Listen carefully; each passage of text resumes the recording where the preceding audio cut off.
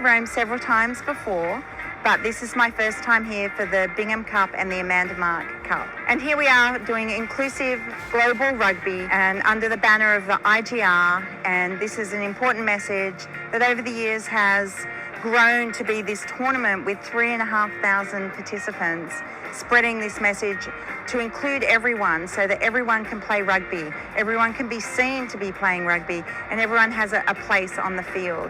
And it's really important to show, particularly to all the queer folk out there, how important it is that they can participate in a sport such as rugby and build those connections, not just with their local teams, but globally, across all the different continents, to bring people together, to meet, to share, to play some good sport, and to have a really good time.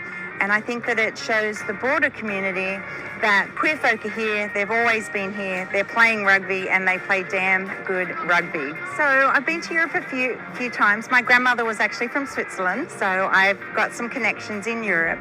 And I think that parts of Europe are very advanced and liberal in their including all different spectrums of society and accepting in their culture, and I think some parts have a little bit more work to do. I live in Australia, I am Australian, and we have been through a journey to get to a place where we have an inclusive society. It is still challenging though, we're not there yet. I mean, the best thing would be if we did not have to have a tournament to represent inclusiveness and that it was just accepted, but we're not there yet. This tournament, in the 22 years since the first Bingham Cup was played, and in the 4 years since the first women's tournament, the Amanda Mark Cup, was played, things have progressed, and I think the progression is going forward in some cultures and going backward in some other cultures. I think it's a really critical time to really show support of these communities. We need different voices and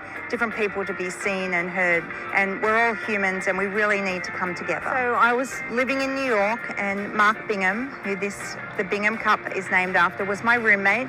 We had been friends since high school, and on that day, September 11, 2001, it was tragic. And Mark was on United Flight 93, and we knew when that flight did not make its destination that he and other passengers had done something, take control of that plane and not let it get to where it was. That was the first fight back against terrorism. And from that tragedy, this beautiful tournament was created, and 2001 was a different time in this space. And so it was really important to have some hope out of the tragedy.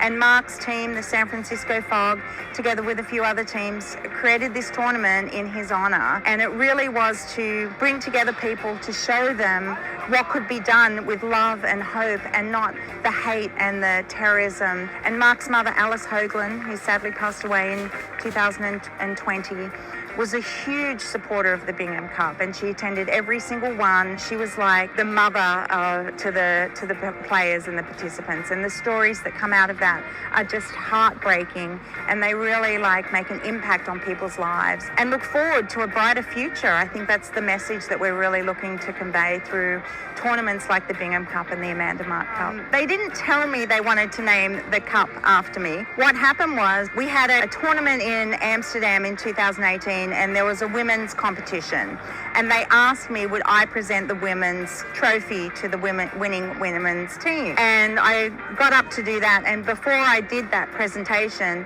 they then announced that they were going to name the women's tournament the Amanda Mark Cup. I think there was a crowd of about 2,000 people. I think I dropped a swear word. I was a bit surprised and a little bit taken aback at that moment, but I was also profoundly humbled and just in awe of this community and what they're doing, and how I've been a supporter. I've been to many, many Bingham Cups over the year, and I will come to the Amanda Mark Cup. I'm still alive and the cup is named after me, but I'm here to support and do whatever I can with the queer community and help promote them and make sure that they are included in everything that we do.